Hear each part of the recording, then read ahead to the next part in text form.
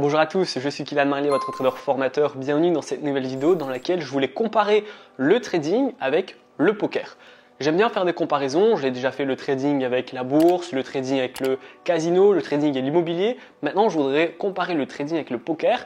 Et en fait, en préparant cette vidéo, je me rends vraiment compte que le poker et le trading, c'est très similaire. Je le savais déjà, de par mon expérience en trading et mon expérience quand même très faible au poker, j'ai déjà vu beaucoup de similitudes, notamment des gens qui sont dans ma formation, qui connaissent bien le poker et ont beaucoup plus de facilité.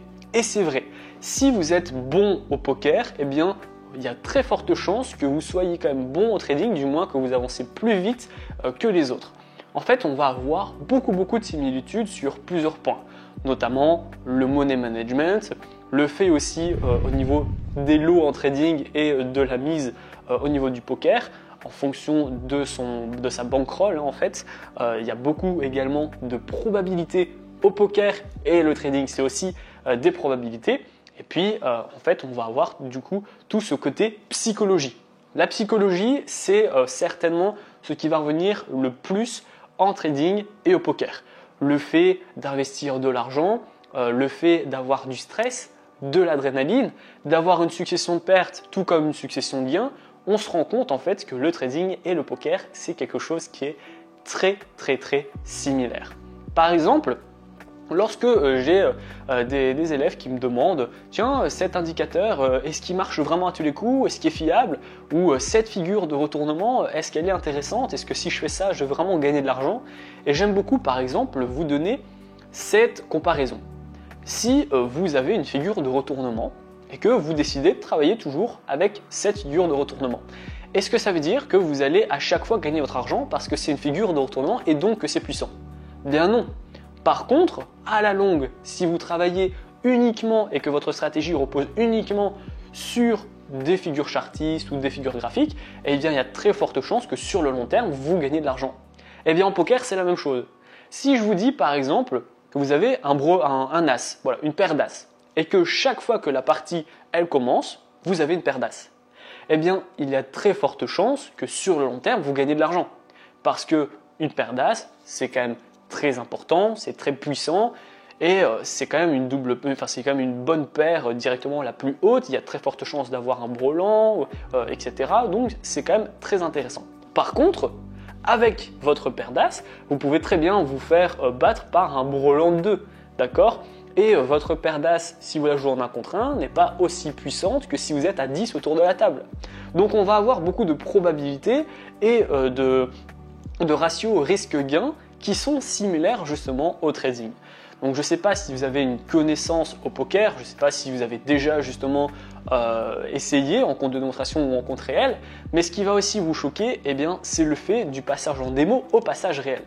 Alors évidemment, il faut apprendre les bases du trading, il faut apprendre les règles au poker, mais lorsqu'on va démarrer dans un compte de démo au poker, voilà, c'est du faux argent, on va rapidement faire tapis, on ne va pas regarder à ses mises, on va plus facilement également suivre les gens parce que voilà, c'est de l'argent qui est virtuel. On s'en fout, c'est jamais vraiment notre argent. Donc il y a toujours cet aspect psychologique qui n'est jamais travaillé. On va jamais vraiment être stressé lorsqu'on va jouer au poker avec de l'argent virtuel.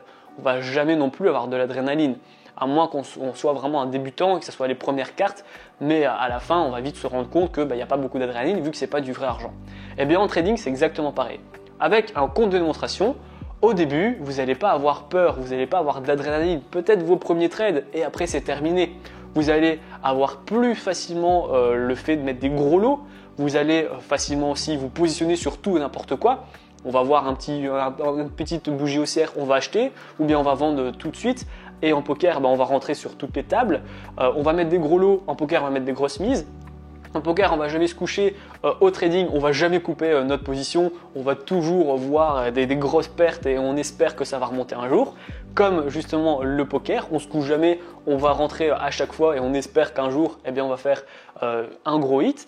C'est vraiment très similaire et c'est quelque chose qui est assez frappant. Moi, ce que je vous recommande à la fin de cette vidéo, si vous avez des connaissances en poker mais pas de connaissances en trading, ou à l'inverse, vous avez des connaissances en trading et pas vraiment au poker, alors j'ai une expérience qui est très petite au poker, je ne suis pas un grand joueur de poker, mais je me débrouille notamment grâce à ma stratégie et à mes connaissances, mon expérience en trading. Donc je vous invite vraiment, pour le fun entre guillemets, de créer un compte en démo au poker, si vous n'avez jamais fait de poker, et que vous êtes bon au trading, ou alors créer un compte en démo en trading si vous êtes bon au poker et que vous aimez faire du poker mais que vous n'avez jamais vraiment fait du trading, et vous verrez à quel point il y a des similitudes justement dans ces deux activités. Ensuite, j'attends votre retour dans l'espace commentaire. Dites-moi si vous avez trouvé d'autres similitudes. Je vous ai donné les plus importantes, celles qui frappent le plus. Maintenant, évidemment, il y a d'autres petits clins d'œil qui vont justement se rajouter sur l'activité trading et sur l'activité du poker. Dans tous les cas, j'attends votre retour dans l'espace commentaire. Si vous voulez investir en trading et vraiment vous former, je ne peux pas vous aider sur le poker, mais je peux vous aider sur le trading à faire vos premiers pas et vos premiers gains dans ce monde. Je vais vous donner des plateformes qui sont super safe, des stratégies et des indicateurs pour les débutants qui vont justement vous aider à vous positionner à l'achat, à la vente, etc. Je vais même vous expliquer comment j'ai fait pour atteindre mes premiers 1000 € par mois avec le trading. Et puis je vais vous montrer les take profits, les stop loss, sécurité de pertes, limiter également ses pertes, sécuriser ses gains pour que vous puissiez être un trader qui dure dans le temps. En attendant la vidéo, si la vidéo vous a plu, n'hésitez pas à la liker, à la partager. Et moi je vous dis à très bientôt pour les prochaines vidéos.